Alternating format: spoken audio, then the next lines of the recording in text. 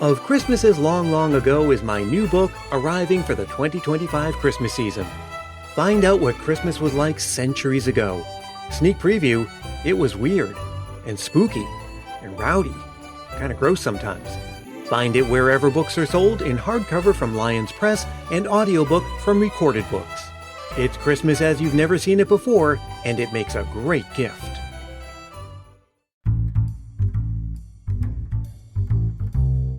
I'm going to set a scene for you. It's 1965, and we're in some kind of office at the CBS headquarters building in New York City. And since it's 1965, I'm picturing all kinds of wood paneling and cigarette smoke and thin-lapelled suits in our scene. It's an urgent and important meeting of network executives to do a little bit of quality assurance and, if need be, a little emergency strategizing. You see, for weeks now, they'd been promoting a major network event, a primetime special unlike anything that had ever been aired before. The only problem was they hadn't actually seen it yet. In fact, hardly anyone had. The whole project had been on an absurdly short timeline, the kind where, even if everything went exactly right, the whole thing wouldn't come together until the very last second, and that last second was fast approaching. So here were the network executives, just 1 week before their major primetime special is about to air, and they're about to sit down and watch the finished product for the first time. And if that weren't enough pressure, right on the other side of the door to this office, out in the lobby, is a gaggle of journalists and critics. Because as soon as the executives finished watching it, these people were going to come into the office for a private screening, and then they'd go off to publish their reviews in the likes of Time magazine and other major publications. The executives finished watching, and they were not happy. They thought it was flat and disjointed, confusing in some spots. The producers were convinced that they'd failed and that the project was a flop, and there just wasn't enough time to do anything about it. But of course, they hadn't failed. It wasn't a flop. The critical acclaim came pouring in, and on December 9 of 1965, 1/2 of all televisions in America were tuned to CBS to get into the Christmas spirit and to see a beloved set of comic strip characters brought to life in this animated special, A Charlie Brown Christmas.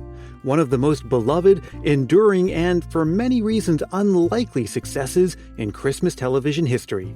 I'm Brian Earl. This is Christmas Past. The story of how everything came together sounds like something out of an old-fashioned backstage comedy. To start with, Peanuts had been a popular syndicated newspaper comic strip since 1950. In April of 1965, the Peanuts characters, including Snoopy, Lucy, Linus, Schroeder, and of course Charlie Brown, appeared on the cover of Time magazine, securing their status as American icons. And several months later, another American icon, Coca-Cola, approached the McCann Erickson ad agency in New York. They were interested in sponsoring an animated Christmas special.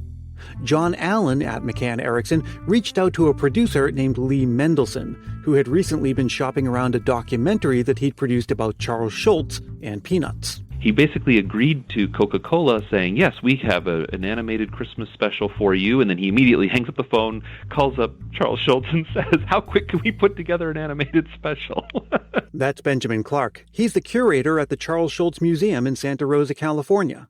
Now, the first big hurdle to clear was that Coca-Cola needed an outline by the following Monday. And this was, late in the week. And he says, of course. And he immediately hangs up the phone and calls Schultz, and he drove up here to Santa Rosa, and they sat down and outlined it in a single day and sent it off to Coca-Cola, and they said, let's do it.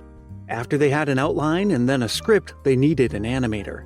Schultz suggested that they hire Bill Melendez, whom he'd worked with on a Peanuts-themed ad for the Ford Motor Company.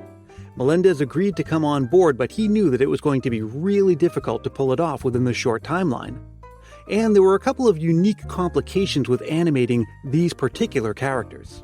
It's hard to get Charlie Brown to turn and keep the proportions of his head right, and their arms are so short, they can't lift anything above their heads and all these kinds of things. So it was tough, and they had to get kind of creative on some of those things. In addition to that, Schultz insisted on using real child actors, not adults, to voice the characters.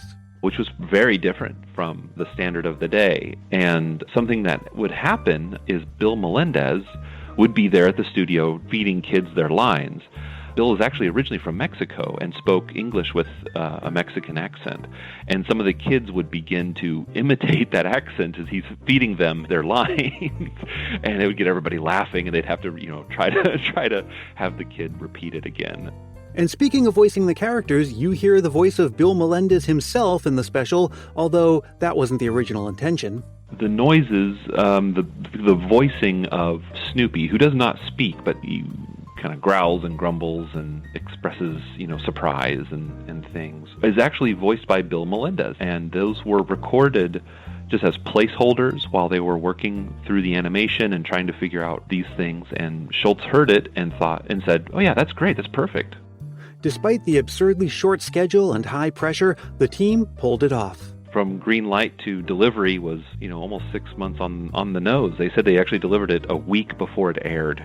And that brings us back to that fateful meeting at the CBS building just a week before the air date, where the network executives were convinced that they were walking into a disaster.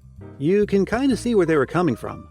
In the first place, while there is a central story of Charlie Brown producing a Christmas play, the plot does feel like it's kind of all over the place. A lot of it's derived from the strip. It's in these brief little episodes, and you get these little arcs within it. And that works because the comic strip works. And for a children's special and a Christmas special, the show goes into some pretty odd places. Within its 25-minute runtime, the special touches on depression, commercialism, and that iconic Linus moment, a Bible verse, which CBS was apparently not very happy about. And floating over all of it is a very 1960s jazz soundtrack from Vince Guaraldi, who Mendelssohn was a big fan of. A lot of that music isn't even especially Christmas sounding, and apparently Schultz was against using it. It should not have worked, but it did.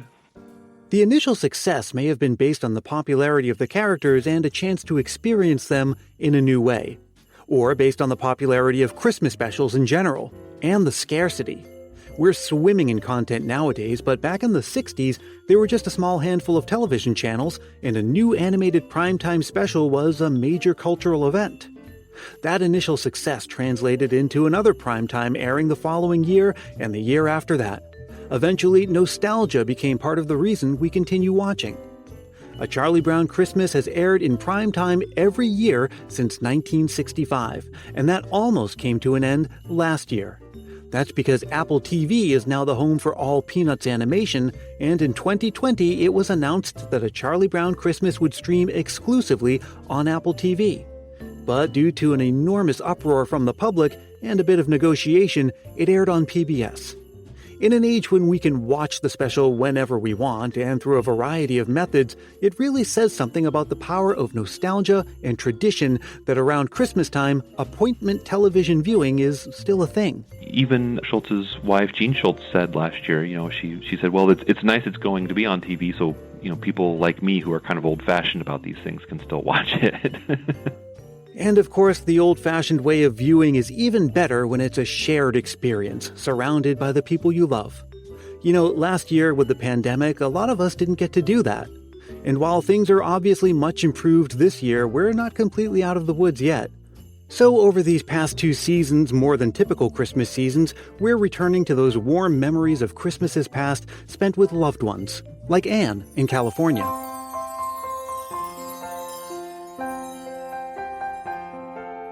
I grew up in Ontario, Canada, and one of my favorite Christmas memories was from Christmas of 2008, when my dad flew out to visit me in Southern California after I had recently moved.